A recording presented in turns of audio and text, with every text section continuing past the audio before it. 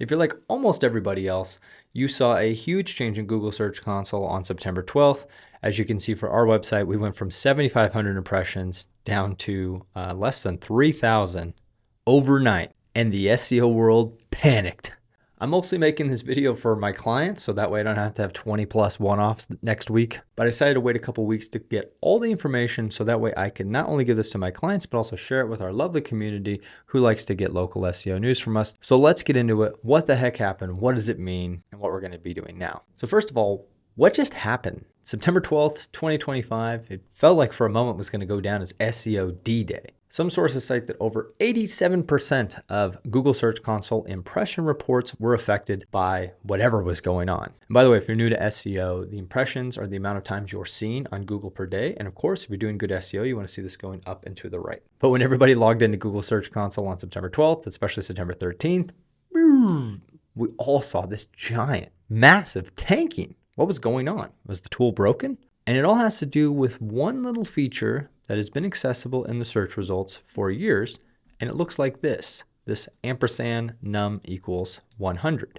For years, tools like Semrush and Ahrefs and all those other keyword trackers that we rely on in SEO land have been able to use this parameter to be able to get 100 results very easily, very quickly. One API call, full SERP, cheap, fast, done. But on September 12th, Google quietly shut this down. And Google made an official statement, the use of this URL parameter is not something that we formally support. So just like that, overnight, it seems like the SEO tools were hit. But wait, why did the impression graph change like this? Well, since the advent of AI, there's been a lot more scrapers going through the SERPs, collecting information. And so not only do we have these SEO tools that are scraping the SERPs, but we also have AI tools that have been scraping the SERPs at a much higher frequency lately. This might even be a potential direct shot from Google at OpenAI saying, stay off our SERPs. So of course, with things like SEO LinkedIn and the artist formerly known as Twitter, this meant that everybody was panicking. And you might have seen some of this, so let's talk about the initial shock. So like I said, immediately two things happened. One, impressions went down sharply.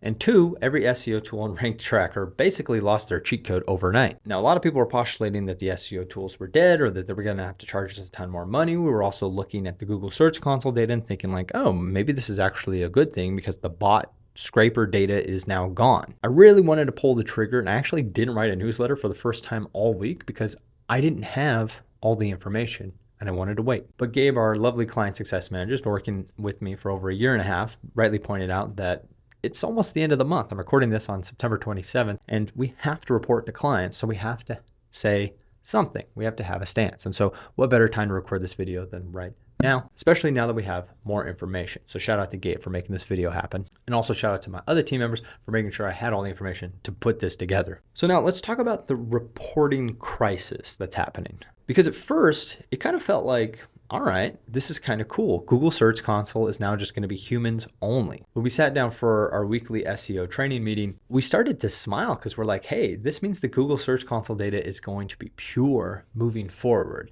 There was a sense that this was a new normal. I know we all hate that word since COVID, but just stick with me. Basically, all your pre-September 12th data would include this inflated bots and scraper data, and everything after September 12th to be strictly humans. I even had the naive thought that maybe, just maybe, Google had figured out how to filter this information so we'd get clean data moving forward. That's not the case. Remember, all that happened was Google took away their cheat code, but that doesn't mean they can't create new solutions to keep going. Now, before we jump forward and talk about the tools, how they originally were going to respond and how I think they'll eventually respond, we have to take a second to now look back. Now that we know that our data was polluted, what does that mean? Well, I think this means we need to zoom out. We need to look at our Google Search Console graphs in the 12-month and even 16-month range. I don't know why Google Search Console stops at 16 months, but that's what it does. You know what I'm talking about if you've ever looked at it before. And really look at the impressions and the clicks. Now, if you do local SEO like we do, then you probably know that there's never really that many clicks. You're only going to get a handful of people landing to your website per day. And usually that's enough to have great results. But what you want to see is this steadiness going through September this year. Now, of course, this is unfortunate timing because the weather's getting colder in a lot of America, and that means that seasonality is starting to kick in for a lot of the businesses that we work with, and also for a lot of businesses in general that rely on local SEO to help grow their businesses. So what I want you to do is you zoom out to that long-term range, is you should still be seeing an up and to the right graph. Now know that there will be dips because of, like I said, things unrelated to SEO, like seasonality, and also because there is volatility in the SERP, so search engine result pages. You will go up, you will go down. That always happens on almost a daily basis. But more than ever, if you're seeing a flat graph or you're seeing a graph that's going down over time, again, not little spurts, but as you zoom out, that should have you concerned, because if anything, especially over the last year, that number should be going up and to the right no matter what because of all the scraper traffic. So just think about that as you're looking at reporting. And again, we have no way to know what is a scraper and what is a human. But just remember that underneath everything, there are human eyeballs on the SERPs looking at your website, and those are the people that are going to actually click. Well, until we need to worry about agents, but that'll come later. Okay, so now let's talk about these SEO tools, because as SEO companies, we rely on these tools. And so whether you're one of our clients or you're out there either doing your own local SEO or you're trying to start offering local SEO to clients, you might be like, well, what the heck do we do now? Well, let's break down the math. In the old days, they were able to get 100 results for one API call. Nice, cheap, good. We like that. But now, and this is what was reported initially, is there is this potential for a 10x increase. Now, I quickly realized, like, well, for some of the stuff they're doing, they don't need to always crawl all the way down to 100 results. But for that historic data that we really rely on these expensive tools like Semrush and Ahrefs to provide, and that would be the result, a 10 times more expensive hit to their bottom line. And I really like to believe that Semrush and Ahrefs really care about us. But if you're running a business, if your cost increased by 10%, some of that has to trickle down to the end user. Now, what they initially decided to do was just be more efficient. They can pull 1 to 20 results with one API call. And so they said, we'll keep that information up to date for sure, no matter what. Also, something that we should know is not every keyword is created equally. A lot of keywords get a ton of search volume. Some of them get not that much, and some of them get almost none. Actually, if you've ever used Semrush or Ahrefs before, you've probably gone to one of these keywords that gets like 10 searches per month, which could be valuable for local SEO. And you have to click the little button to manually scrape that result and pull that data in. I'm assuming that's how it works. I don't have an SEO tool, but that's got to be what it's doing. And so what they basically said is, look, some of these high search volume terms, we will still scan them every day. Some of them will be every other day, and some will be once a week, maybe even once a month. And then, of course, we'll still have our manual triggers. I figured they might even pull back some of those tokens that they give us, but they didn't actually report that out loud. And they were kind of saying, hey, like, we're going to work together on this. Now, none of this is ideal for local SEO because a lot of our search terms are lower volumes in the grand scheme of SEO things. And when you're trying to show results in the early days, a lot of times you are still showing up on pages 3, 4, and 5, which is a good increase when you weren't showing up at all or you were showing up on page 10 before. But if those keywords aren't getting crawled anymore, that just kind of stinks. Now, here's the funny thing. SERP API, one of the top third-party SERP API providers, aptly named, has come up with a tool to, in one API call, get these whole 100 SERP results. Thanks, SERP API. So what does this mean? It means the tools will adjust. Now, I do think there is a potential the prices may still creep up a little bit and that some of these efficiencies might still stay in place because, of course, it saves them money. But if they can utilize new API calls like this to still get the top 100 results, well, there's no reason why these tools wouldn't go back to doing this to keep providing the same product that they're users are used to using. But wait, Sam, doesn't that mean that the SEO tools and the scraper tools are going to start showing back up on our Google Search Console impressions? Yes, that's the big thing I want you to realize, and the thing that's getting underreported right now. September 12th is not the beginning of a new normal. It's just a reset. We are now looking at clean data that's just humans. But guess what? Those SEO tools are already starting to come back, and I'm sure those AI scrapers will also come back. It probably won't match what it was before because some of those tools probably don't exist and they won't adapt, and so they won't show back up. But we have to know moving forward that Google Search Console impressions are always going to be infiltrated by bot traffic, and that's just the way it is. And also, I mean, honestly, we need to expect that our click data is also going to be infiltrated by bot data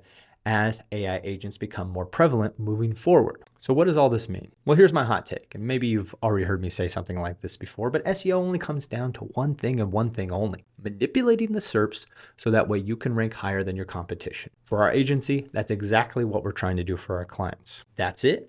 That's the game. And the reason why we do this is because ranking higher should increase visibility. Increased visibility should increase clicks. Increased clicks should lead to increased leads, and increased leads should lead to more clients. But here's the thing. If you suck at sales, it doesn't matter how many leads you get. If your forms are broken on your website, it does not matter how much traffic you get to your website. If you have a spammy meta description that turns people off, then it doesn't matter how many people are seeing you on Google. which is that impressions number we keep talking about. And if you can't build authority, then all your on-page SEO work doesn't matter. There are bottlenecks all along the customer journey, and sure, SEO is the start, but you need a full system to work. So what should we measure going forward? Well, here's the spoiler alert. It's the exact same thing we should measure all along. We need to keep doing position tracking by measuring where you're showing up in the SERPs, because that's really what SEO is. We need to check the impressions, and we just have to know that that data is infiltrated with bots, but there's nothing that we can do about that, and it's the only number that we have. We also have to make sure we look at clicks more than ever, because we want to see this being consistent or up and to the right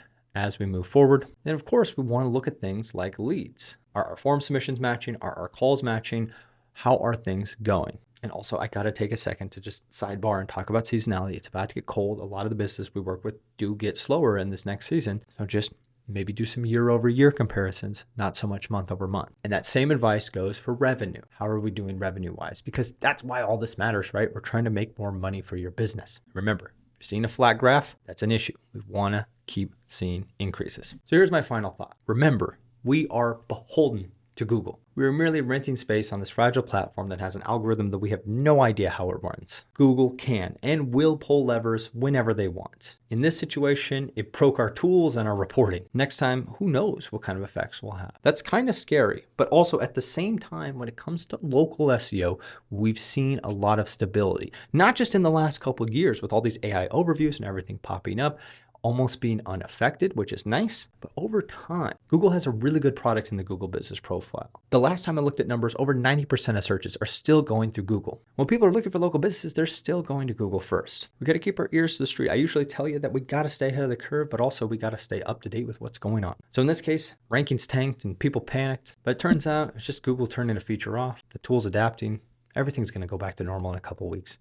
It really doesn't matter that much. So here's what we're doing right now at ThenCan. Number one, I'm recording this video to let all of our clients know exactly what happened and what it really means. Number two, I'm going to continue to lead on my team. Gabe and our SEO strategist, Sajib, did a great job of filtering the news down to me so that way I didn't get caught up in the noise like everybody else and saw what really mattered to report. Moving forward, especially in the short term, we're going to be really looking at the click trends, especially in Google Analytics, because we want to see that stay steady or has a little uptick to the right. In the short term, we're really going to be leaning on Google Analytic clicks, because that's something that's more reliable in the short term. And of course, like we always do, we're going to continue to schedule quarterly strategy sessions with our clients because we want to make sure that our SEO goals are lined up with their revenue goals. And if we're not seeing things match up right now, we're going to look for more opportunities and we're going to keep digging deeper and keep trying harder. Because like I said, all of our clients, I can't guarantee you I can get you to rank number one, but I do guarantee we're going to work our asses off for you. And so we're going to keep digging and we're going to keep trying for all of our clients. Now you might be wondering, what if the SEO tools had changed overnight, Sam? What would you have done? Well, if they would have increased their costs, I probably would have just tracked less keywords. Honestly, we overtrack keywords in SEO. It's a good thing to have that visibility, but we really don't need to. So I think we could have made our processes more efficient and that could have equalized the cost. But at the end of the day, as far as the actions we do for SEO, probably wouldn't change that much because I think what we're doing is just about the best thing you can do. So here's the bottom line. If you go to Google Search Console at some point and you see your impressions graph going into the basement, do not panic. And also know that those AI tools that were probably inflating those impression numbers will also adapt and probably return to your impressions graph soon. But underneath all that noise, there are people that are searching for your business.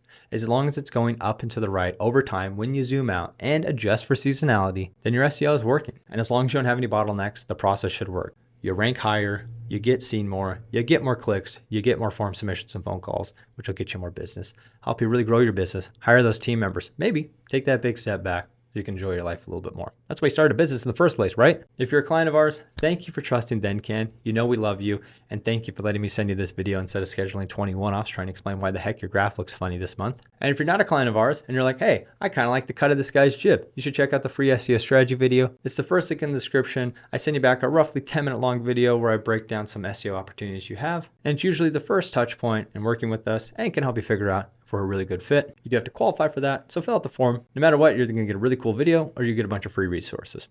So you got nothing to lose. Also, make sure you subscribe to the channel so you don't miss out on big news like this. And also what we normally talk about, tactics to help established businesses rank higher, dominate the SERPs. Now, before I go, one of the questions I get the most often is, what should my blog strategy be for local SEO? And usually I answer that with one word: don't have one. Seriously, you should not be focusing on blogs. You should be doing something else. And if you want to know what that is, then you should check out this video and I'll catch you in that one.